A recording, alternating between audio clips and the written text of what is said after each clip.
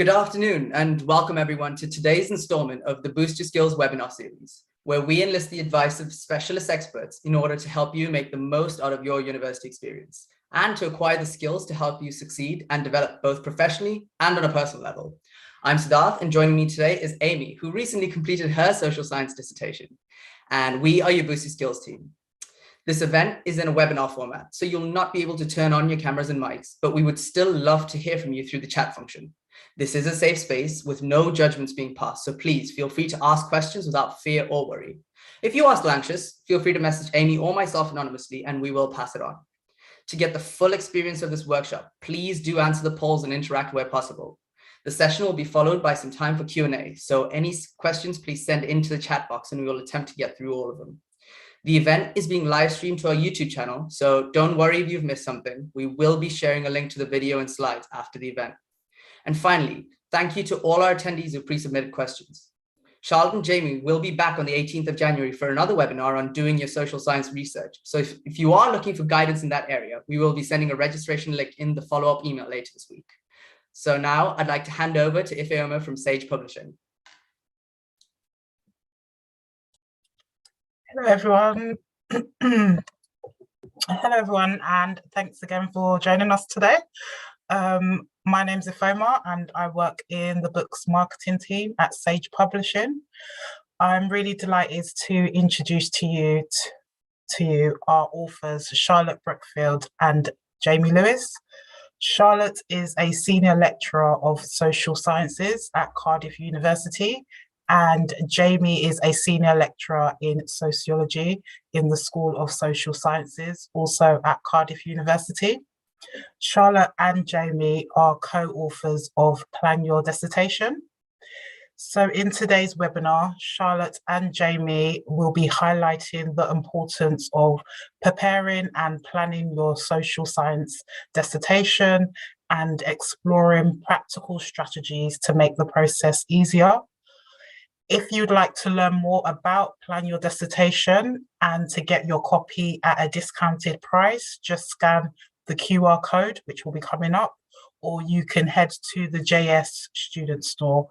So now I'm going to hand you over to Charlotte and Jamie.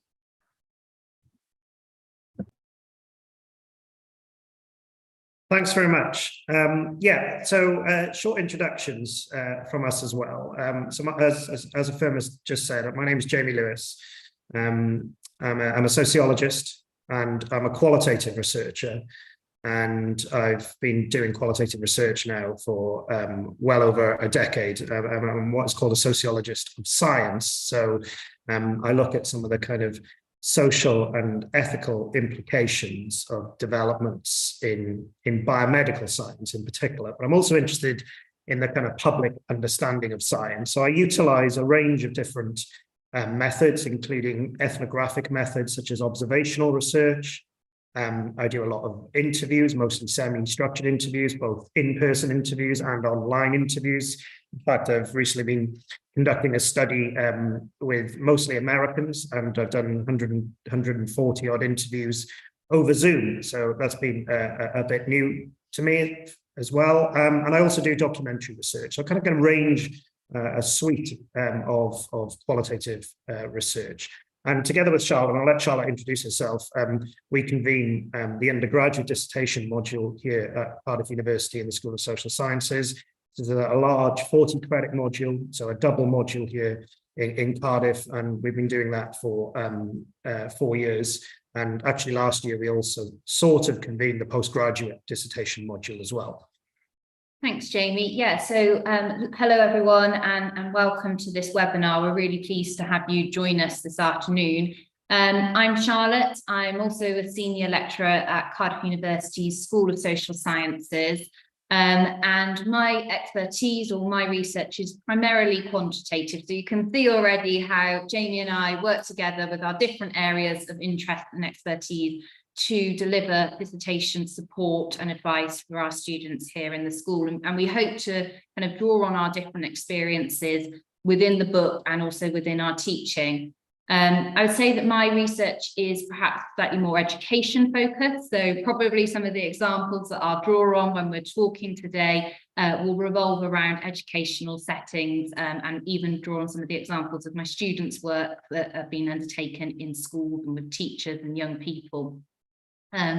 In terms of the research methods I use, predominantly I'm a bit of a survey geek, so love doing lots of stuff on designing online surveys in particular, and perhaps that's something we can pick up on in the webinar in January, but also have got quite a lot of experience doing some secondary data analysis. And actually at the end of this webinar, there's also going to be a link to the other book that I've written for Sage Publications on using Microsoft Excel to do social science research, which might be helpful for those of you that are hoping to do some quantitative data analysis for your dissertation. So yeah, together, as you've already been told, we kind of wrote a shortish book on Plan Your Dissertation as part of the Quick Skills series for Sage, and we're going to focus this webinar on planning your social science dissertation. And as already been alluded to, in January, we'll come back and we'll talk a little bit about actually practically doing your dissertation.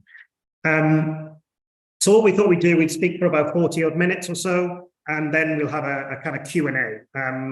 Any questions, please put them into the chat or communicate to one of our colleagues here. We'll try our very best to address them. Don't worry if you're nervous about asking a question. There's no stupid questions here. There are only good questions. So we'll try our best to address them. And if we don't get to everyone, as I said, we are coming back in January and doing a session on doing your dissertation. So if you have any queries there, then please come along, and hopefully between the two sessions, you'll have your question addressed.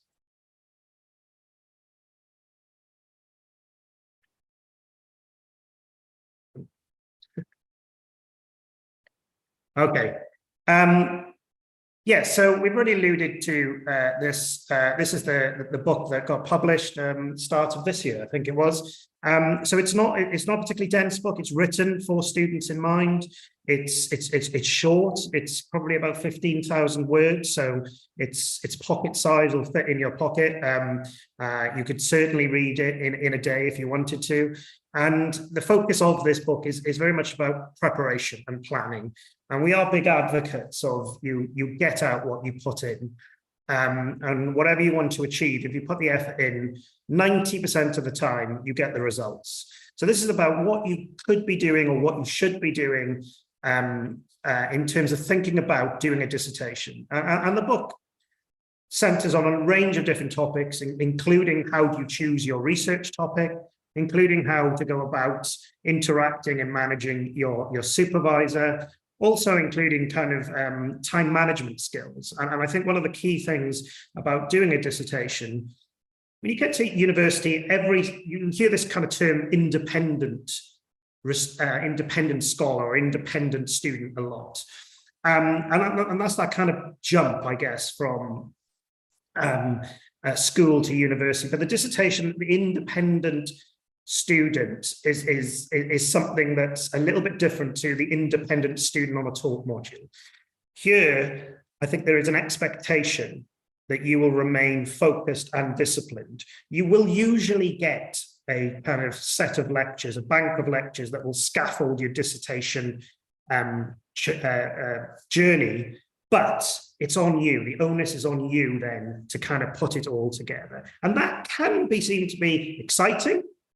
It can be a little bit anxiety inducing. It can be a little bit overwhelming.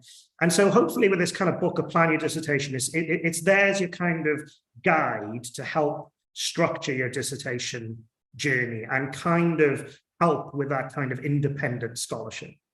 Yeah, just to build on what Jamie said there, is that the dissertation is slightly different to perhaps other modules that you'll have completed during your university experience.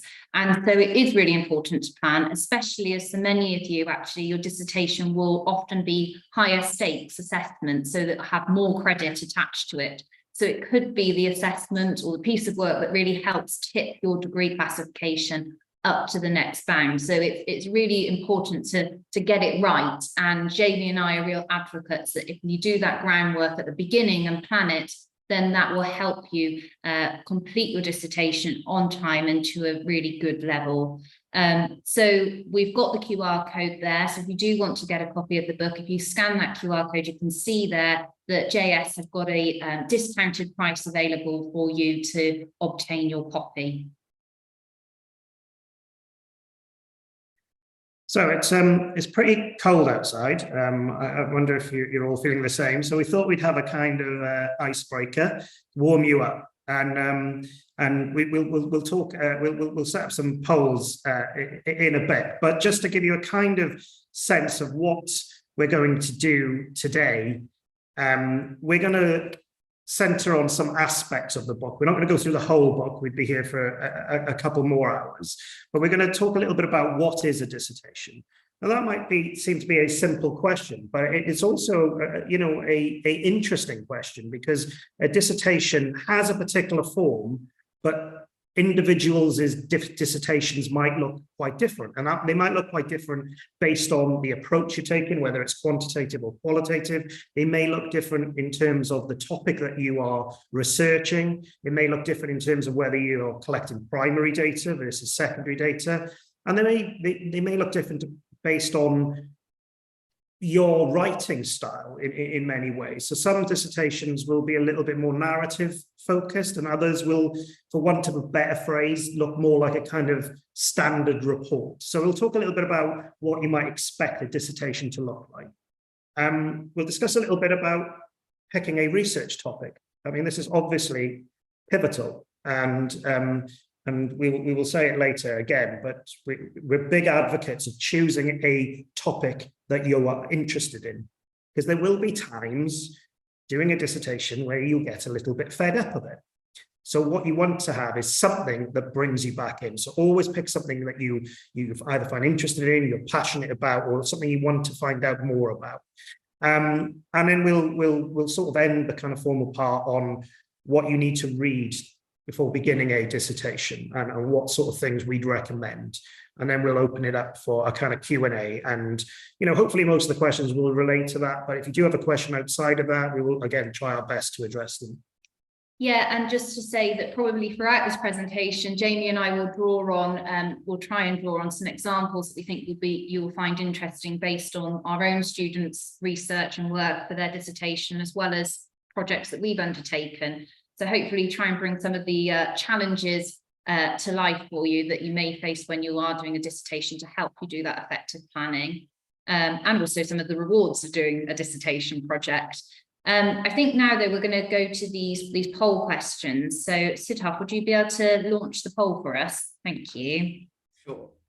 So I have the first two are going to be single answer questions. They're going to be together, and then once that's done, I'll launch the other one, which is a bit more long answer. So I'm going to give everyone about a minute or so to answer everything. So here is the first set. Thank you. So this question, we want to know about whether you are planning or hoping to do a dissertation this year or next year, sorry. Yeah, and we should say that some dissertations are optional depending on your degree program and your institution, and some are compulsory. So there are a couple of different options there. So yes, I definitely want to do it. I'm really unsure. I'm probably going to do it. I think so, or it is actually compulsory for my course. And then there's a second question that is up there, which is about whether you've read a dissertation before or not. And it's great to see here that it looks like a lot of you have engaged with looking at a previous dissertation. It's one of the pieces of advice that Jamie and I give out to students all the time, is to look at a dissertation that's been written by a previous student studying at your institution, just to get an idea of what it looks like. So let's have a look. I think this poll is closed now. Thank you, Siddharth. So let's just have a quick look through the data and share that with you. Yeah.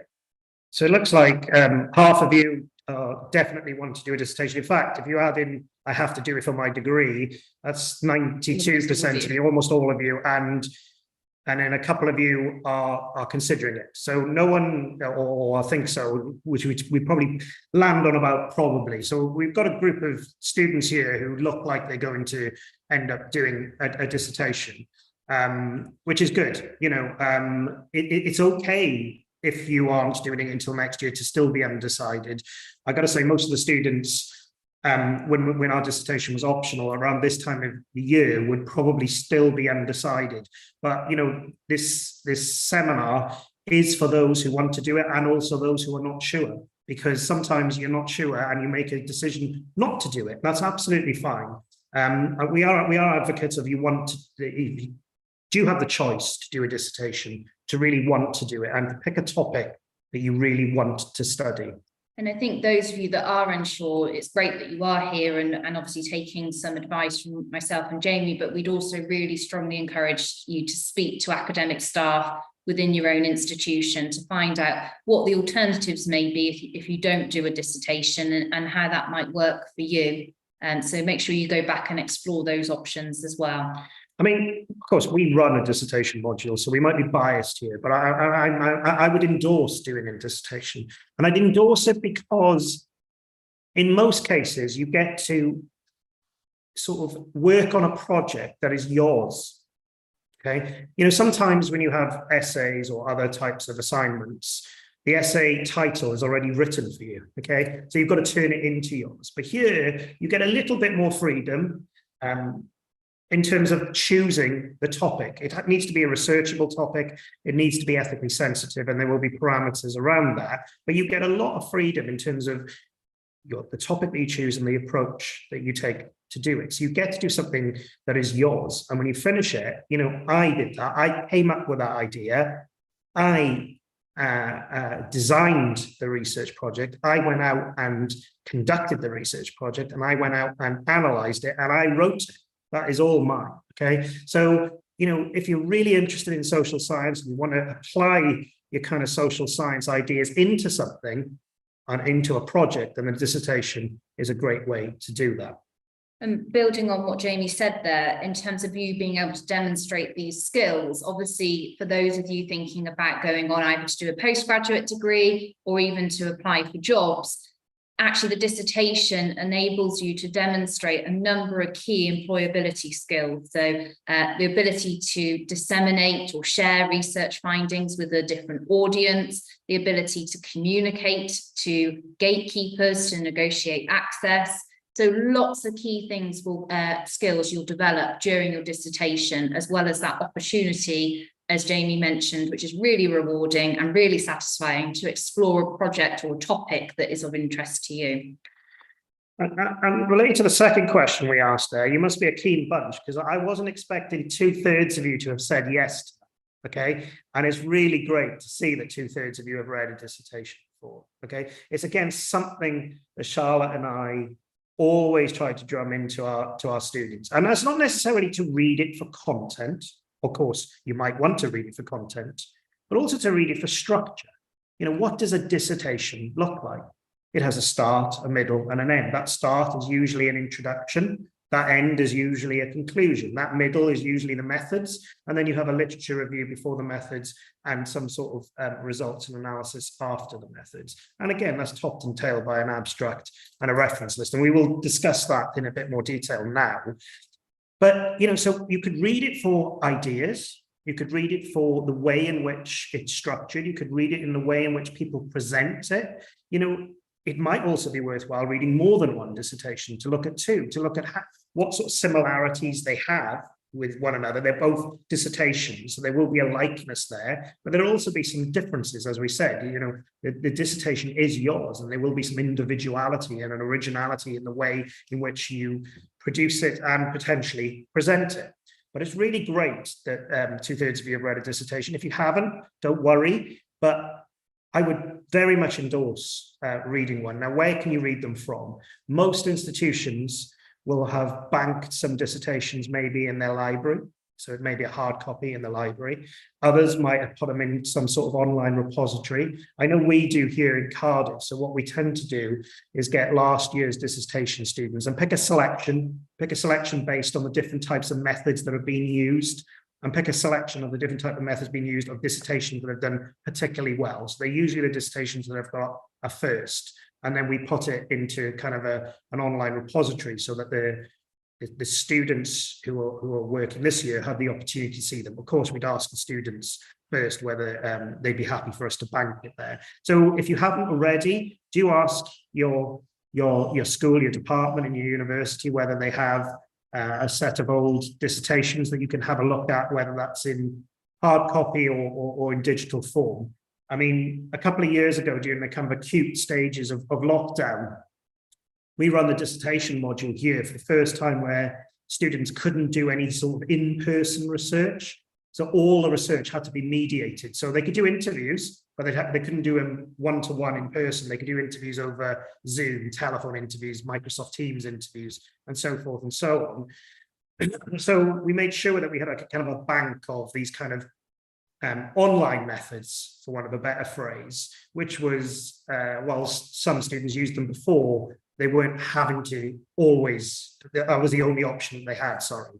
So, you know, things happen around the world as COVID-19 happens that might change the way in which you actually do research. But of course, these kind of online methods are something that you might entertain anyway. You know, you may want to be interviewing people the other side of the world now due to travel constraints, money constraints of getting across there. You might want to mediate it through things such as Zoom or Microsoft Teams. Yeah, and just to add a little bit more there, in terms of reading a dissertation, it's, as Jamie said, just to echo him there, it's fantastic that so many of you have already had the opportunity to do that. But we would also suggest that actually you come back and read those dissertations again during the process of writing your dissertation. So at the beginning, I'm sure many of you are looking at it and thinking, how on earth am I going to be able to write all of these words? There's so much here and it can seem a little bit overwhelming. Whilst it does give you an idea of what to do, there is that sense of, goodness, am I going to be able to do this myself? But when you come to perhaps writing a particular chapter, such as your literature review, it can then be really helpful to revisit those pre-existing dissertations and focus in on reading, for example, that literature review chapter to get a better idea of how to structure it.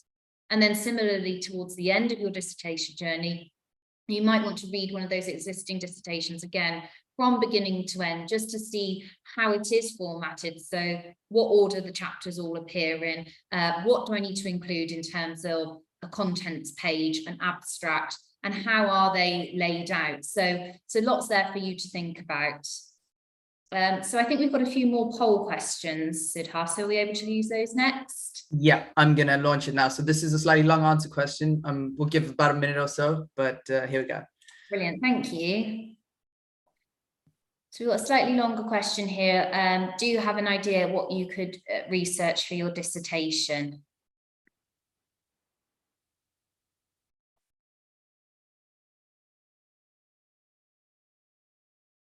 Don't worry if at this stage your answers or your ideas are quite vague. It would just be really interesting to get a sense of what people are thinking in the room.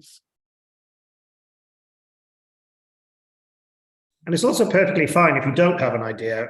We'd be keen to know if you don't have an idea, then just the slot in no. That's absolutely fine. I should say, when I was a student and the year before I went on to a dissertation, I had no idea what I was doing. So and I wouldn't have attended the seminar either. So you're way more prepared than me.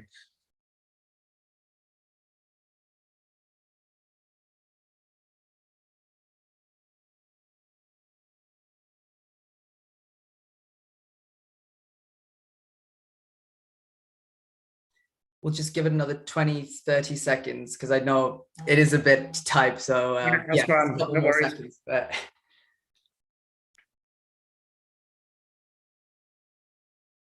What we might find, and if we'd surveyed 100 students, social science students, and they'd all had some idea on what they wanted to do, what you find is within social science is probably quite a range of topics. Okay, there may be some that gravitate around particular themes, but social science, think about it, you really could do the social science of most things. We all live in society, so if you'd asked a group of computer scientists or a group of engineers, you might find them kind of cohering around just one or two, three topics. Within social science, you tend to get kind of a real wide range of interests. And this is something we're going to pick up on in the second section on how do I pick my research topic. So as Jamie said, if you're not sure, please don't worry. We'll hopefully give you some ideas so that after this webinar, you can go away and perhaps answer this question with a little bit more clarity.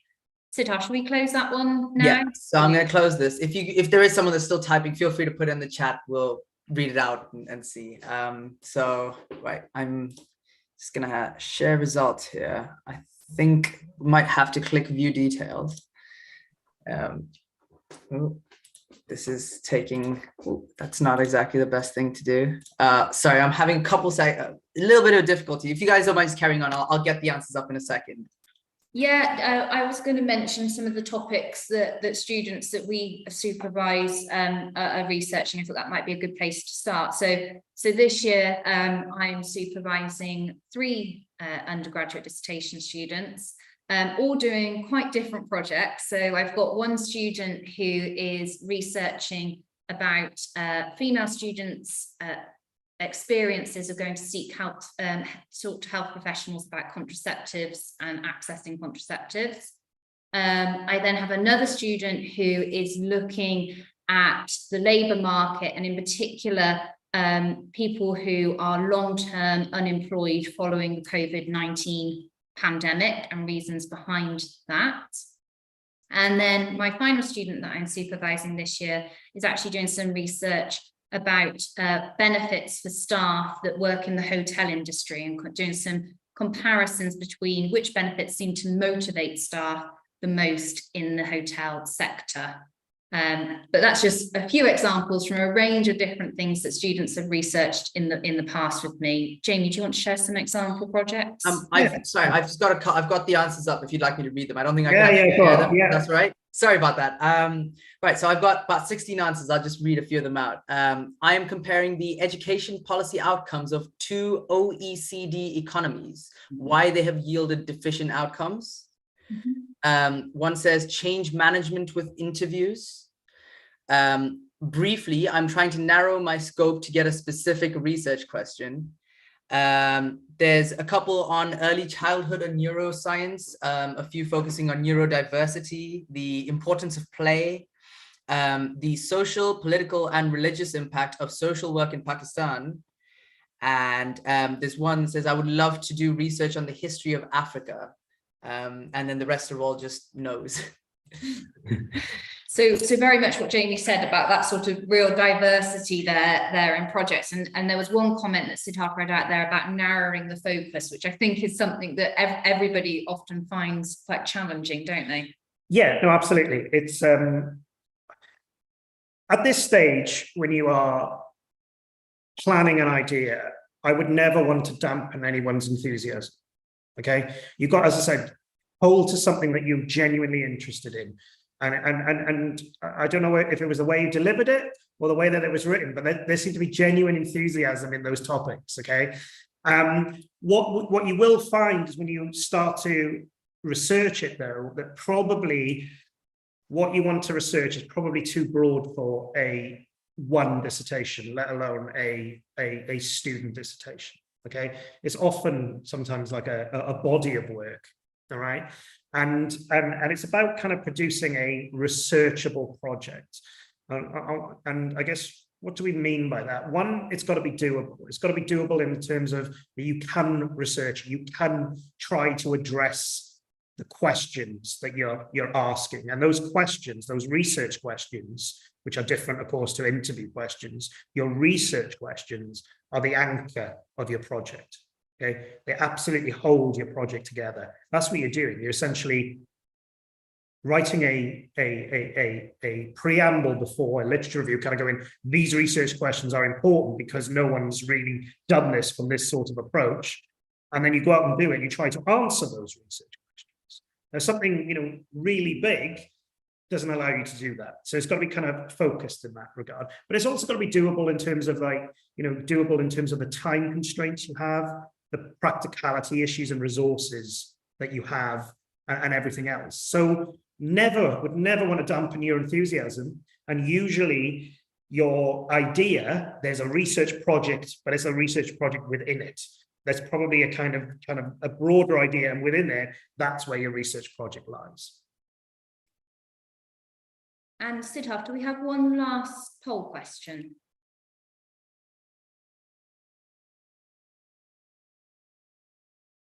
Oh, you're on mute. Sorry, I don't think so. I can create another poll question if you'd like me to. No, that's perfect. Thank you. I just couldn't remember how many we had. No, I think that's the last one. But if there is one, I can put one up really quickly. No, brilliant. Thank you.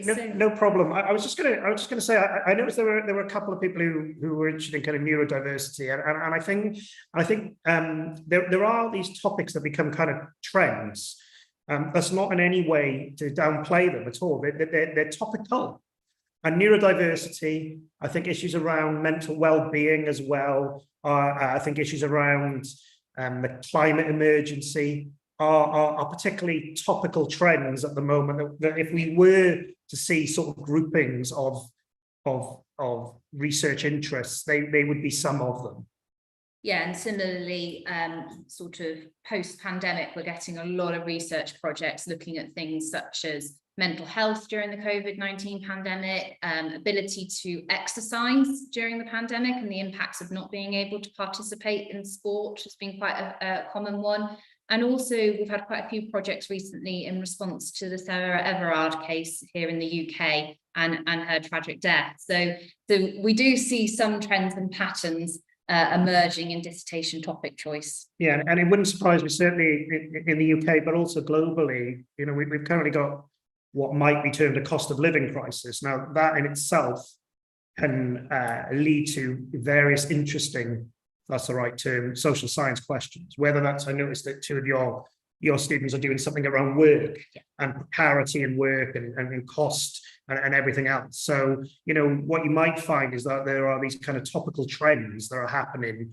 You know, there are global factors or national factors that influence your particular research interest. So we're going to get stuck into the presentation now, but as we go along, if you do think of questions, do feel free to pop them in the chat, and Siddharth and Amy will scoop those up for us as we go along. Okay, so as part of the book, we have these kind of sort of 10-second definitions, and then we also have a 30-second definition. And this is from the book, page 7, and it's our 10-second definitions, quite difficult to say, of a dissertation. So a dissertation is often an extended piece of writing. So it will depend on your degree program and your university, how many words your dissertation should be. So within our school, there's a range at undergraduate between 8,000 to 10,000 words, which is sort of double your normal kind of large component, which would tend to be about 4,000 words.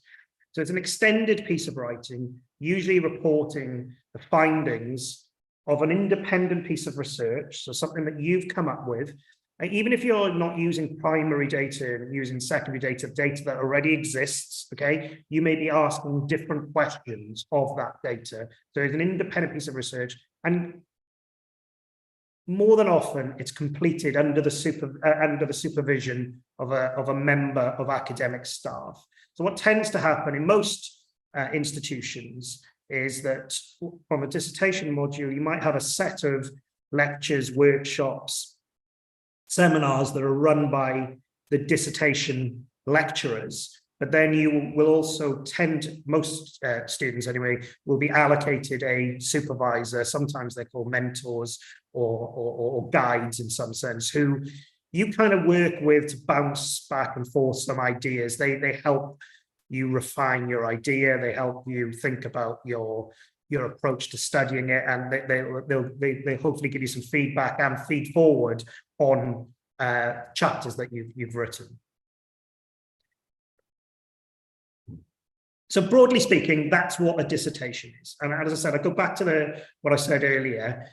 You know, in the very simplest form, you're setting a set of questions and you are answering those questions. And you're answering those questions by doing some sort of analysis of data. Okay.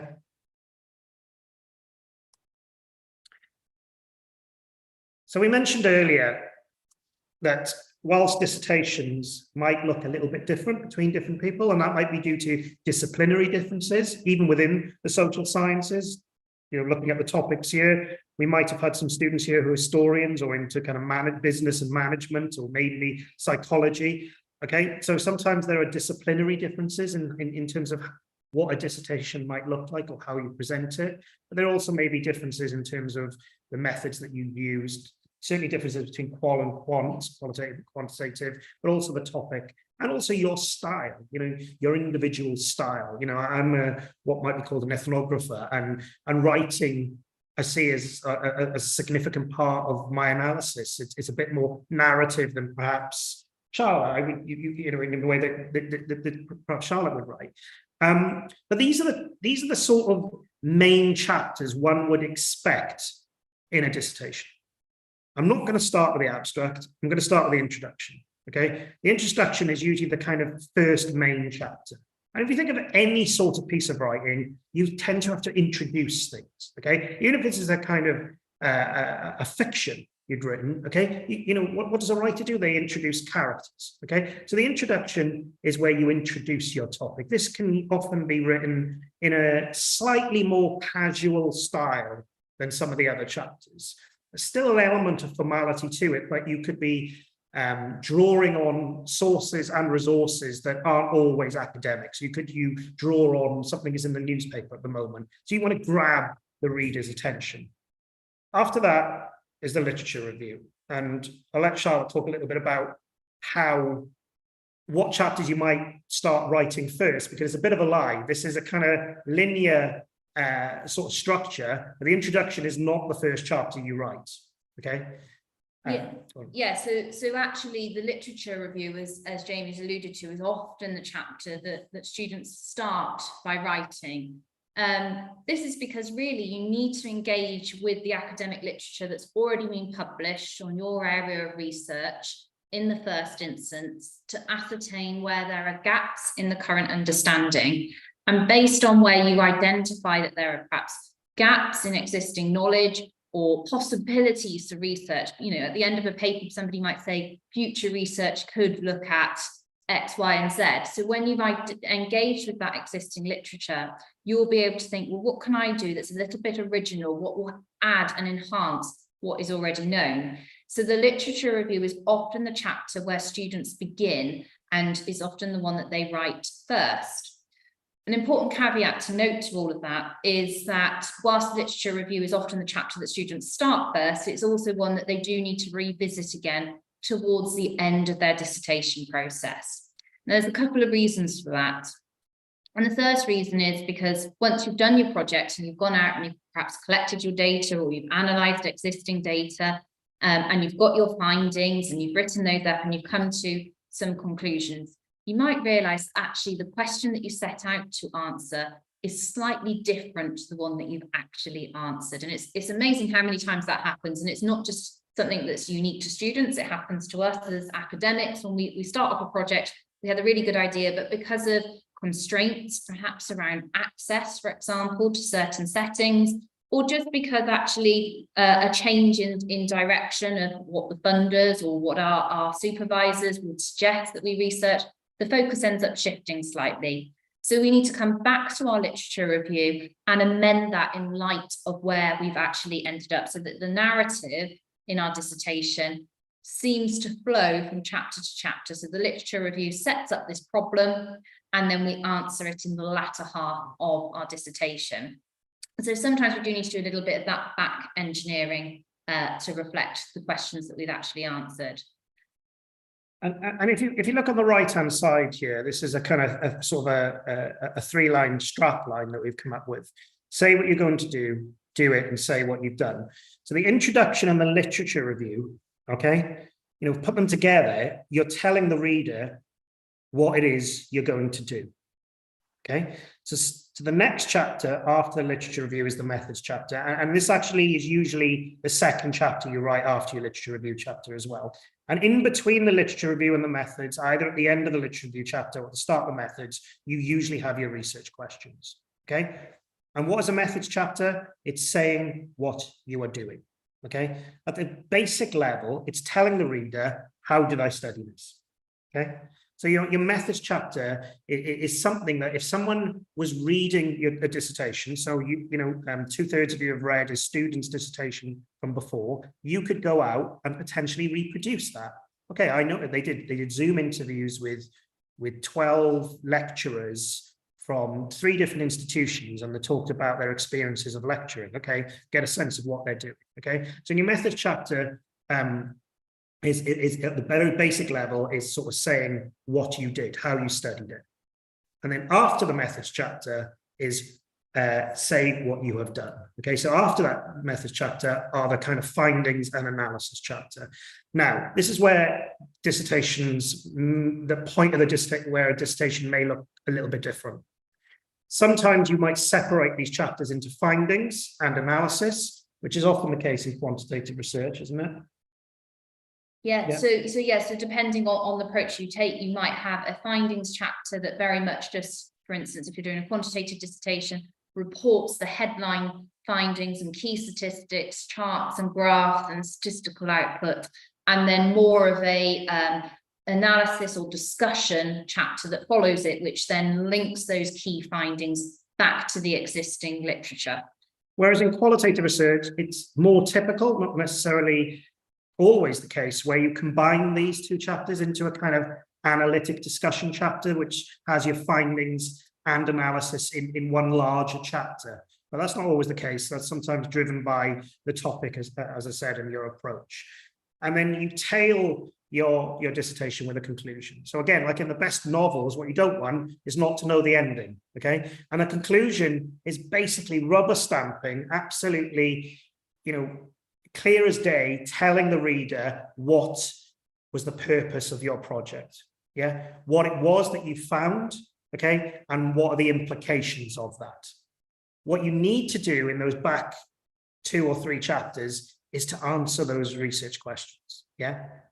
Again, at the very simplest level, you are asking a set of questions and you are answering it. So, and then that's topped and tailed with an abstract. And an abstract is usually about 200 to 300 words. You'll see them on nearly all journal articles that you read. They are a kind of précis, a synopsis, a synthesis of the whole project in 200 words. Sounds easy to do, very, very difficult, because you're actually diluting your whole 10,000 word dissertation into 200 to 300 words, so someone knows what they're expected to read, and then a comprehensive, well put together reference list that is properly cited. Sometimes the reference list might be called bibliography. They're slightly different things. Let's not worry about them for now. But that's the kind of order in which you present your finished dissertation, or something similar to that. Okay, but as we alluded to, you might write them in a different order. You often start with your literature review, and only to return to it once you got your findings. You often do follow that by writing your methods. Then you tend to do your findings and your data analysis, and the introduction and conclusion tend to be the last chapters that you write. Okay, and in some ways, it's sometimes useful to think about these chapters as talking to one another. So in some ways, your introduction and your conclusion should talk to one another. Your literature review and your analysis should talk to one another. So the literature that you're introducing in the literature review, you might return to in your analysis. What you wouldn't expect in your analysis is another set of literature. Then your dissertation lacks what we might understand as coherence.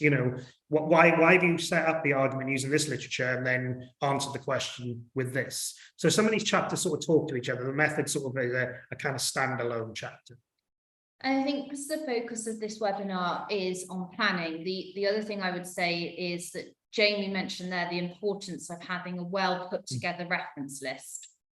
And I think often students underestimate the amount of time that it can take to put together a formatted reference list and to create that short and concise abstract, and to do things like, for instance, include a contents page, a cover page, adding page numbers to the dissertation.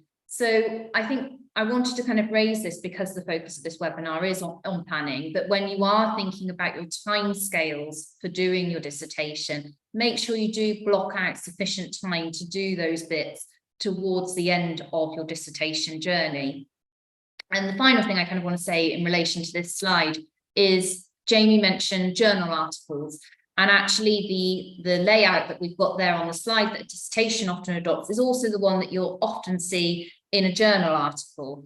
So as well as reading existing dissertations that have been produced by previous cohorts within your institution, you might also want to look at journal articles a little bit more carefully when you're reading them and start to note things that you like about how they're formatted and the sorts of details they include when they're describing a study, to make sure that you include those when you're writing about your own research as well.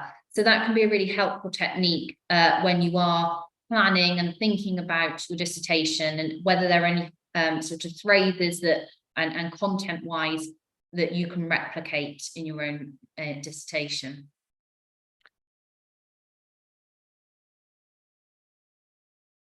Okay, we won't spend too long on this because we've already foreshadowed it, and I'm conscious of time. But we mentioned about this idea of producing a researchable, or what we call a doable project.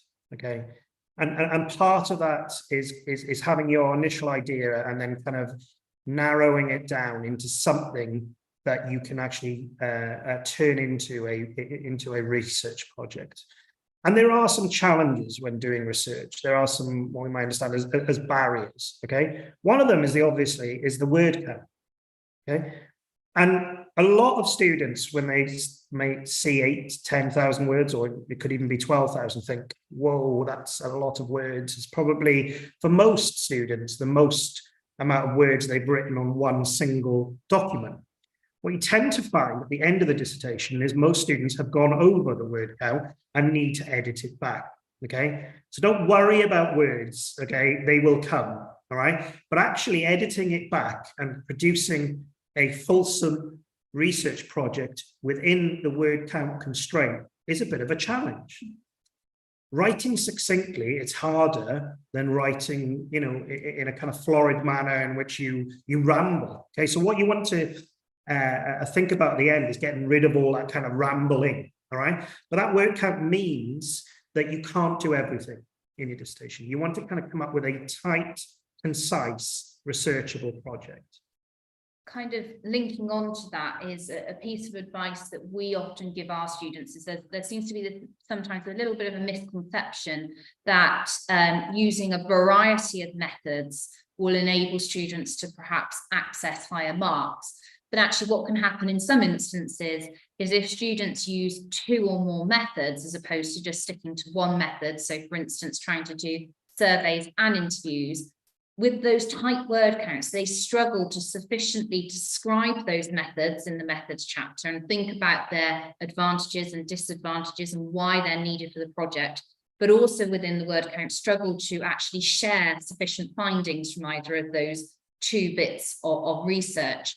So it's a conversation we'd really encourage you to have with academic staff in your own institutions about whether actually it would be better for you to use one method and really be able to engage in some academic discussion about the merits of that particular chosen method for your research topic, and then really flesh out those findings and discuss them at some length in the findings chapter. So that's just kind of a bit of a solution or an idea for some of you if you think that word count may impact on your ability to do a certain project.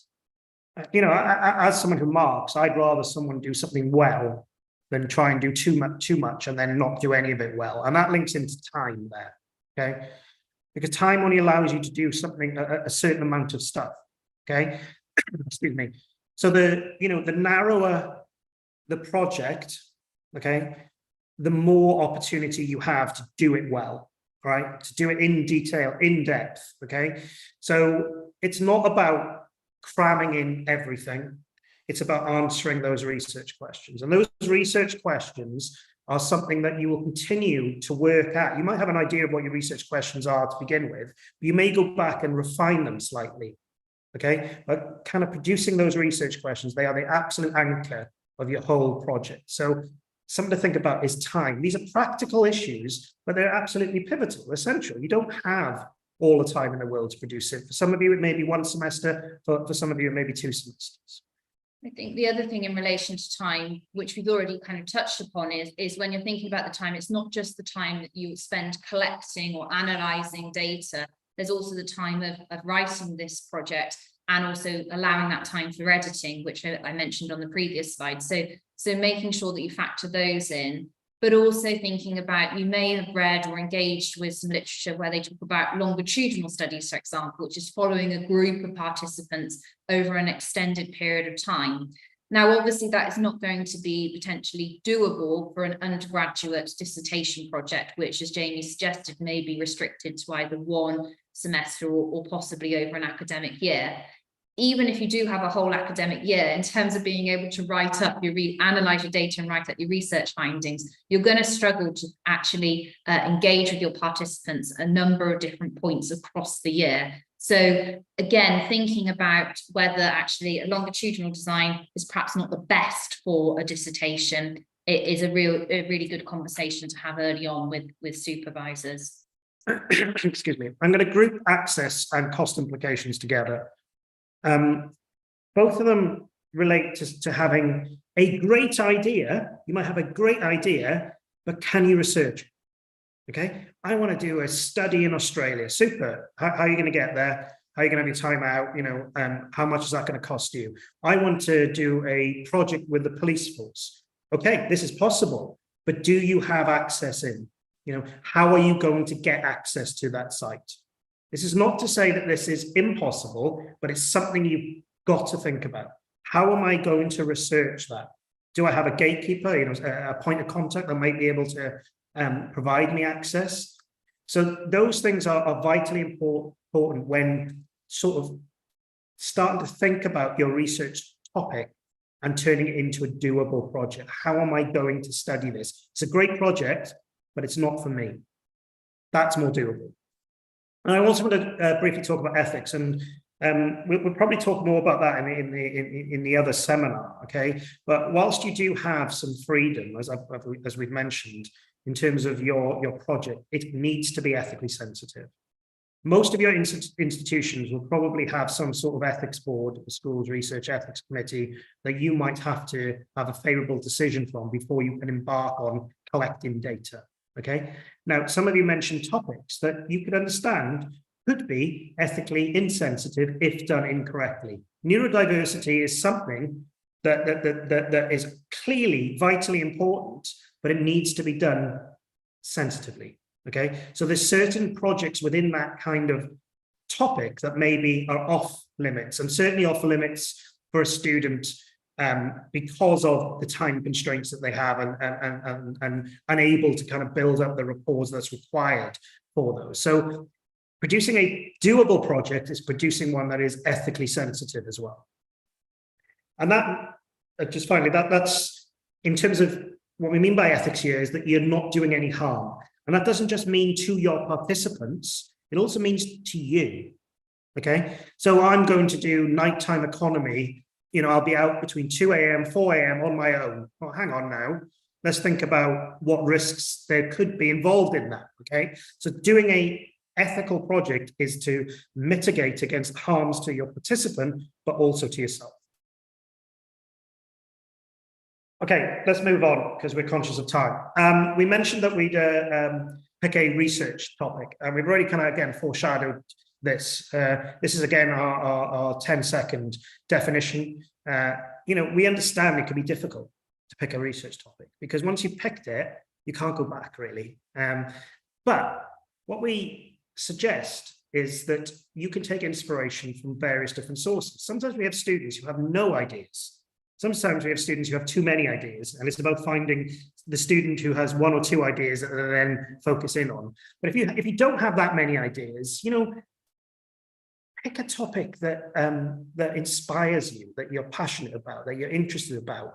And they may be things that are happening right now in the media. There may be things that are happening to you personally, or to your family members, or to your friends. They may be something related to do with your hobbies, your interests, maybe something to do with your work. It may be something that has inspired you from the course, some of the taught modules.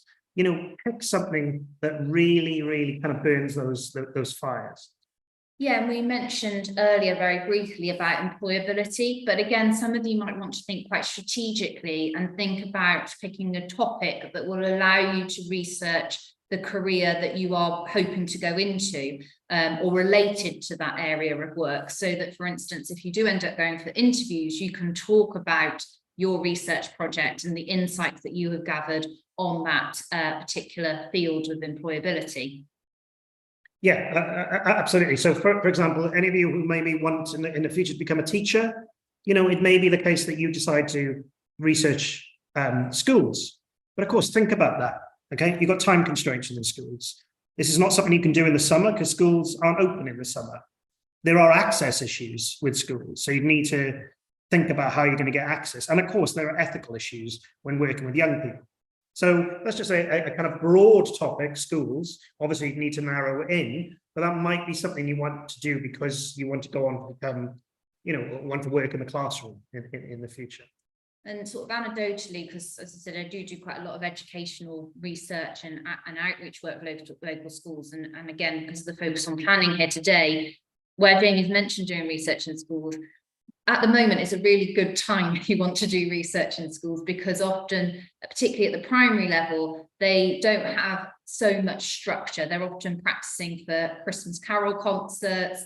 They might be doing some arts and crafts relating to Christmas, and generally things have wound down a little bit. So here in the UK, often the end of December can be a good time to do research with schools and young people. Whereas obviously, particularly if you want to do research with secondary school students here in the UK, avoiding sort of exam seasons is another crucial thing. So just flagging that as the focus is on planning. Yeah, today. it's a really good point, Charlotte, because when we talk about time, not just your time, it's whoever you're studying's time as well, and their rhythms. So certain people in certain positions in certain places have rhythms. So you want to think about, does my timing work with their timing to be able to study that site or those people?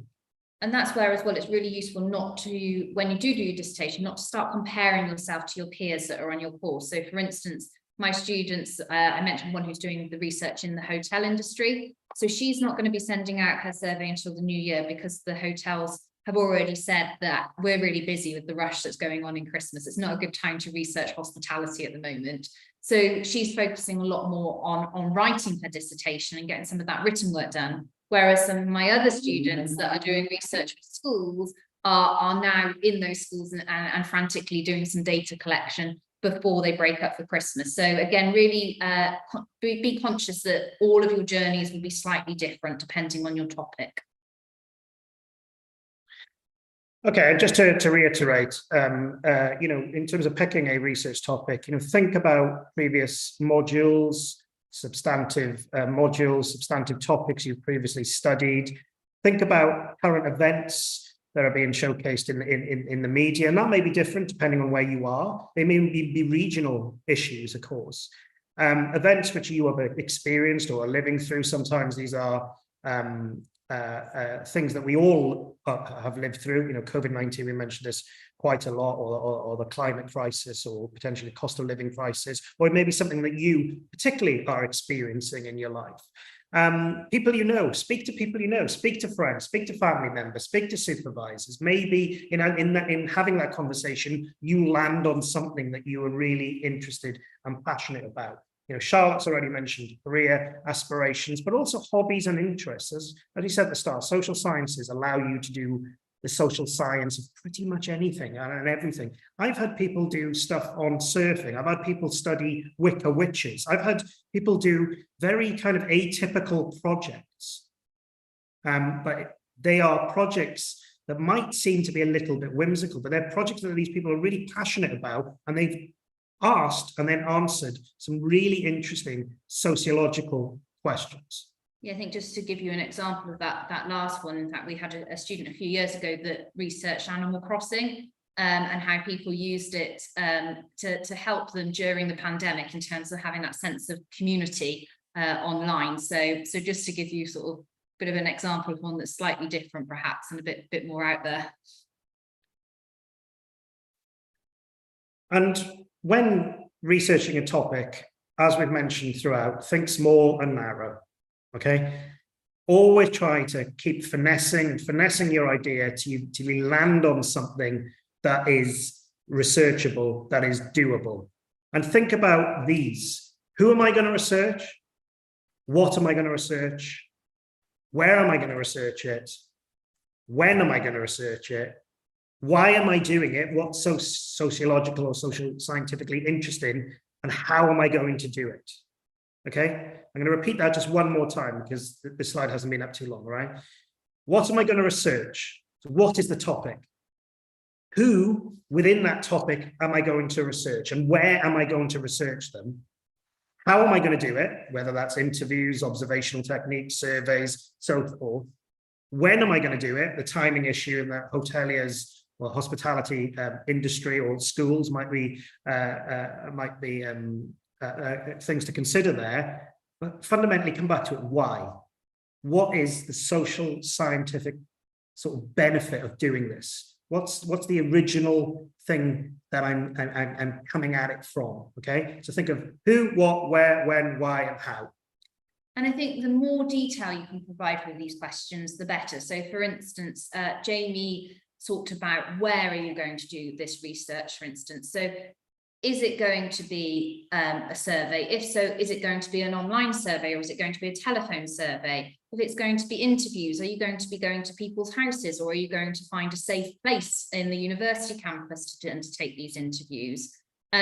So giving as much detail and rationale and justification for these answers is really important. And when you're trying to answer them, think of those factors that we said will help make a doable project. So the time, the ethics, those constraints are really important to consider when you're answering these questions.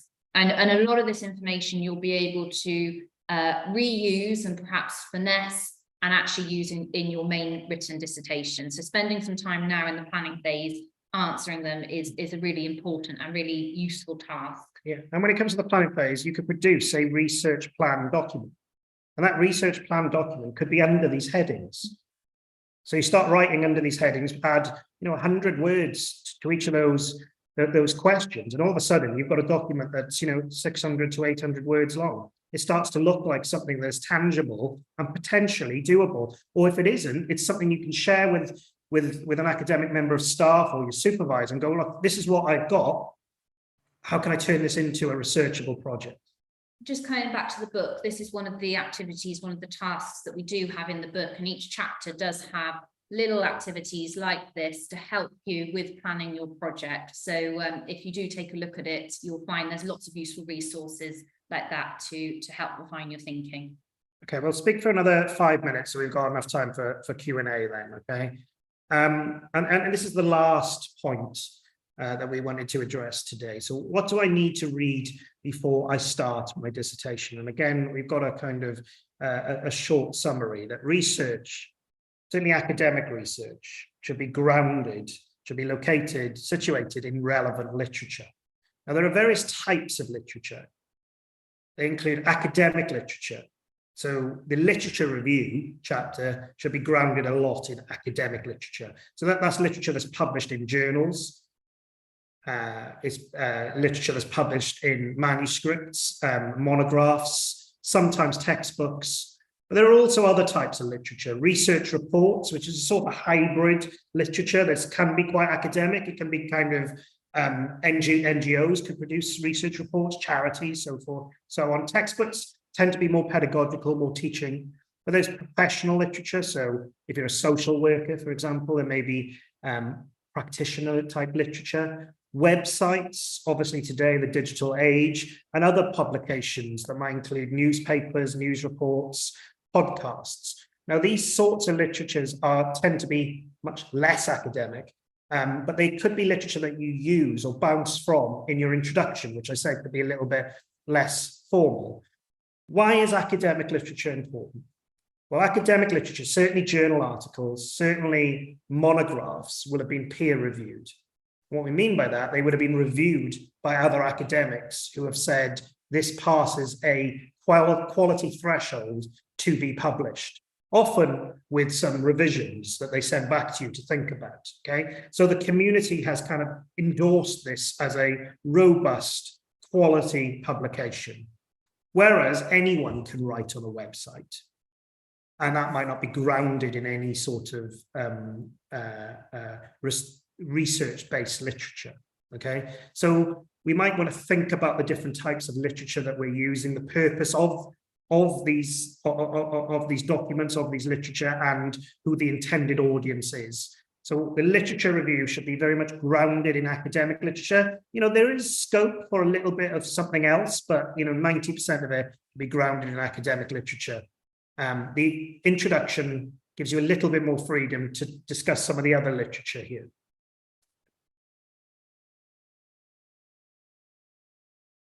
Okay. Yes, so Jamie's already started to talk about this, so I won't spend too long on this slide, but here we've got a bit of a summary of that literature that we suggest that you may want to engage with. And just to reiterate, predominantly in your dissertation, markers would anticipate to see you engaging and referencing academic research literature. So this may come from academic books, for example, but also journal articles. And you might want to think about looking at journal articles that are tied to your particular discipline, as well as tied to the topic or field that you're planning to research. But also importantly, you might want to also look at some methodological literature. So it's not just in your literature review chapter you're going to be drawing on academic literature, it's also going to be in that methods chapter when you provide a justification or a rationale for going about your research in a particular way.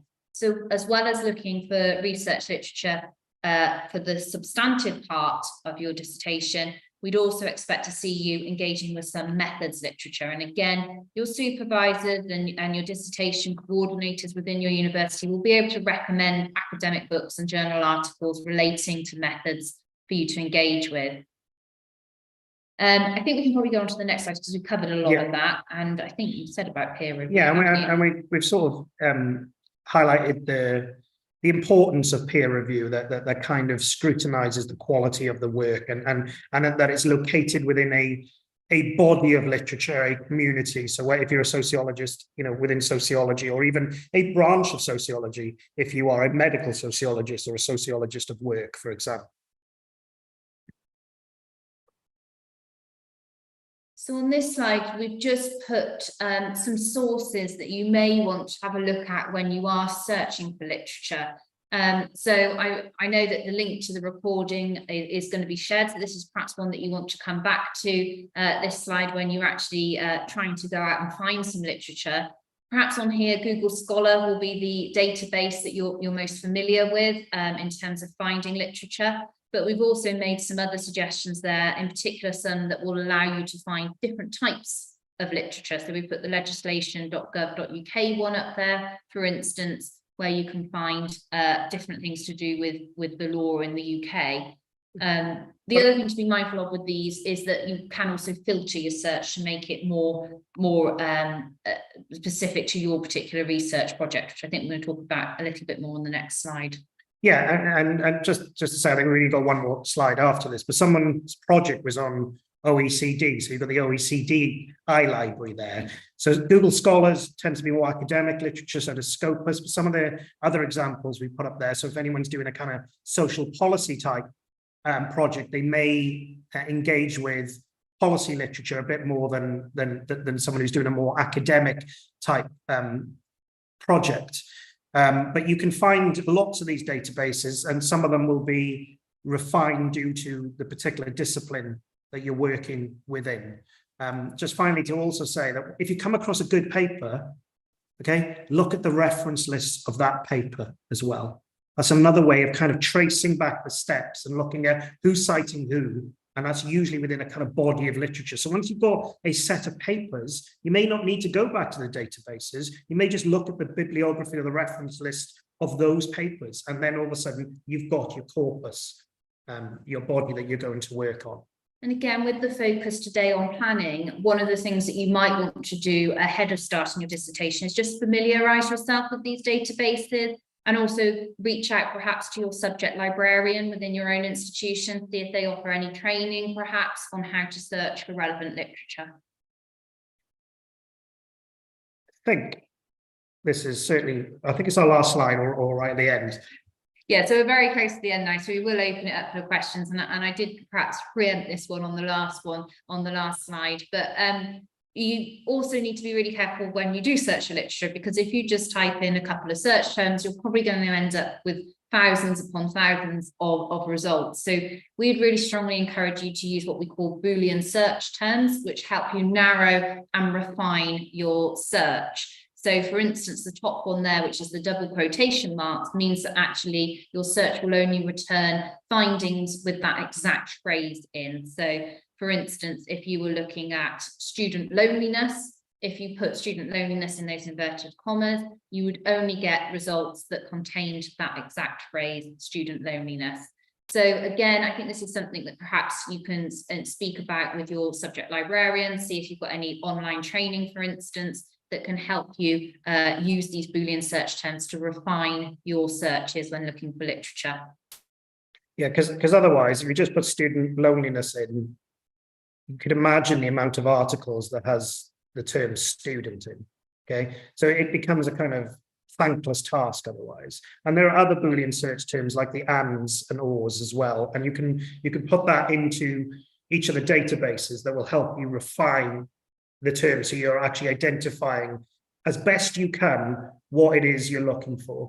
There are occasions where you put in a specific term and it shows no results or very few results. Then you might need to think about the term that you're using, and there may be alternative terms. So whilst you don't want 100,000 responses, you also don't want just one. So sometimes it's the actual term that you're using. You need to broaden that out and think about, well, student, what else could student person, young person, or something like that, that might help you get to the literature you're looking for. Yeah, and as well as filtering your search using these search terms, you may also want to think about narrowing your search by using things like date as well. So publications produced since a particular time period. We run over a little bit there, but hopefully that was a relatively decent sort of introduction to planning your dissertation. You know, you will all be at sort of different stages probably in terms of your thinking, but these are the things that you can start putting together. Your kind of your research plan, you know, start looking for literature that will help with that research plan and thinking about kind of narrowing down your research idea. We've got a question in the Q&A. Amy, do you want to do the honors on this one? Yeah, of course. So my dissertation is based on qualitative research, comprises grounded theory, primary documents/archives, historiography, and thematic analysis. I did extensive research, wrote a full chapter, chose themes, wrote conceptual and theoretical framework and methodology chapter, and my next chapters are thematic chapters. What would you advise for me? Okay, I'm sorry, I'm just writing that down. You've got a lot going on there for starters, okay? When it comes to thematic chapters, first thing to say is that you are the instrument of data analysis, okay? You often see in some textbooks about themes emerging. It's a bit of a bugbear for me. Themes don't emerge, they're generated. You create them. They don't just exist there. You found that theme, okay? You are the instrument of analysis. And so what you want to be doing, depending on what it is you've done now, you want to go through a set of coding, and you may have sort of meta codes and then more subcodes, and generate these themes if you're doing a kind of thematic analysis approach. Now, those themes, I think, need to talk to one another. So you may come up with 3 themes, potentially 3 distinct, discrete themes, but those distinct, discrete themes also need to talk to one another. And importantly, those themes need to relate to your research questions. Okay, so whilst you can explore the idea, once you've done the kind of thematic chapters, after that, whether that's in the conclusion or in some sort of summary chapter, using those themes, you are directly addressing the research questions that you've come up with. So it sounds like, you know, you've got all the tools in the right place. It's now about you as the instrument of data collection, but also the instrument of data analysis, generating these themes, distinct themes, but themes that talk to one another. think just very quickly, it's really nice to have somebody who joined the webinar today who sounds like they're slightly further along with their dissertation process and journey, and actually that question was so well articulated and showed all the different steps of the dissertation process that Jamie and I have been talking about today, and hopefully provides all of you in the room that haven't embarked on a dissertation journey yet some reassurance that actually in a year's time or however long your time scales are, that you'll be able to talk with confidence about your research project and tell other people about what you have already completed. It's really great, thank you. So we've got another one on here as well. Does the research topic have to be a niche topic, or can you use an existing research topic with some changes?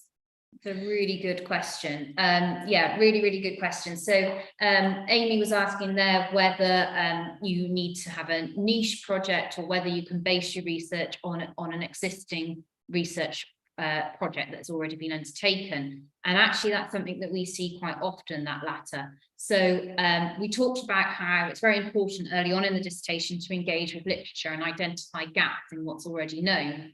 Now, one of the things that you might see is that, for instance, there's been lots of research that's been undertaken on your topic of interest, but all that research has been restricted to, for example, the US.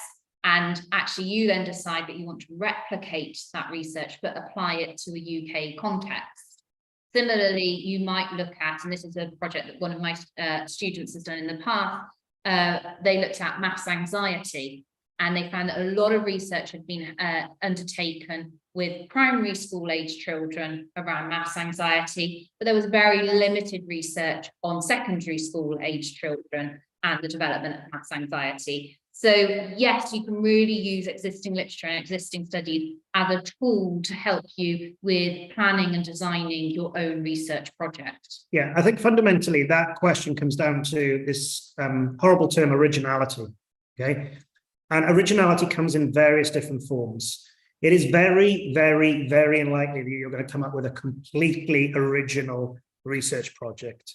You know, professors have been working in the field for 20 years, don't do that. All right, okay, but originality comes in different forms. As I said, it might be in the approach that the way in which you study it. It might be in terms of the research questions within the topic. It might be in terms of the setting, the site, the people you are studying. So absolutely, you can either build on similar types of research, or as we mentioned earlier, some people can do secondary data analysis. So these are analysis of public data that are deposited in certain databases, and you need to check whether that data exists and you have access to it, and then ask a different set of questions to the questions that were asked to create that data and combine them. So it doesn't have to be completely and utterly niche, not at all, but there is the opportunity also to do something a little bit different.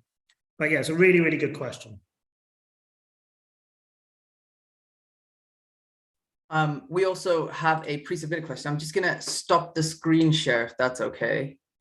I don't know if I can actually. Do you mind just stopping your screen share, just so I think it's a lot nicer when you guys actually answer questions as well, and they can see you answer the questions. So I've got a question here from a third year, which was pre-submitted, and it is: I'm not sure what to do my dissertation on. How can I find ideas that will be relevant to my course, which is sociology? Okay, well, I kind of hopefully part of the seminar today would have been useful for that. You know, I keep stressing this point, but it's something I really do feel strongly about. Choose something you're interested in. Okay, something you either have experience of, and as I said, it's something that can be related to your personal life, you know, hobbies, societies you're involved in, places that you've worked or places that you do work in, or choose something that really stimulated you during your university career, whether it was a particular theory, whether it was a particular module, whether it was a particular topic, or something that you are passionate about in terms of the future. But don't be afraid to discuss things with people. Discuss it with friends, discuss it with peers, discuss it with staff members, okay? And it may be the case that you come up with a set of different projects. All right, fine, come up with them on a Friday, then leave it for a couple of days and then come back to it and then kind of go, well, this is the researchable one. Yeah, so, you know, inspiration can come from various different forms. But we do recognise that, you know, we have some students, as I said, who have too many ideas, and some students who struggle to kind of find that idea. And it is, you know, it's difficult because once you've gone and chosen it, that's the path you're going down. So you're not in an unusual position. That's what I will say. There'll be plenty of other students also struggling and grappling with that. But hopefully some of the suggestions that we had today might be kind of useful, but also read literature. You know, oh God, that's a really interesting project on that topic. Maybe I could do something on that, but on this topic, you know?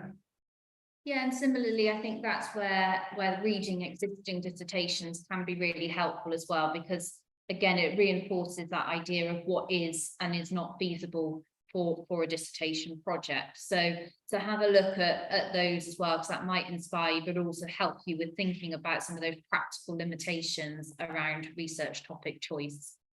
But don't be concerned. You know, sometimes it comes to people, right, you know, even from year one, you know, I've got an idea of what I want to do. Others, it comes later on, okay? But, you know, keep thinking about it would be my tip. Don't put it in a box. Keep thinking about it, and all of a sudden, I think it will come.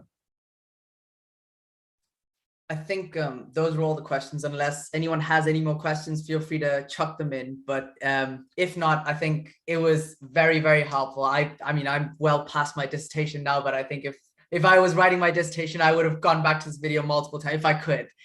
So thank you both very much. And just a reminder to all our attendees that Charlotte and Jamie will be back in a few weeks' time to focus a bit more on the research aspect of it as well. So the registration link is in the chat. We will also be sending the link out in the follow-up email along with the link to the YouTube video.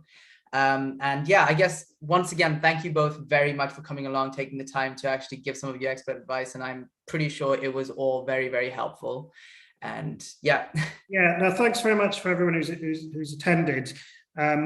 Best of luck with your dissertation journeys. I just think we would just want to kind of re-emphasize, I guess, that don't compare with your peers. Okay, everyone's dissertation journey is an individual one. So some people might have already nailed down their research topic, and then some people are kind of still thinking on it. That's fine. Okay, it's just always keep progressing and have your own milestones and work with your supervisor on those agreed milestones. I think that's absolutely pivotal. Yeah, and yeah, as Jamie said, good luck with your projects, but we also hope to see as many of you as possible in the new year for the next webinar. Thank you. Absolutely. Thank you both very much once again. And yeah, we'll see you guys soon.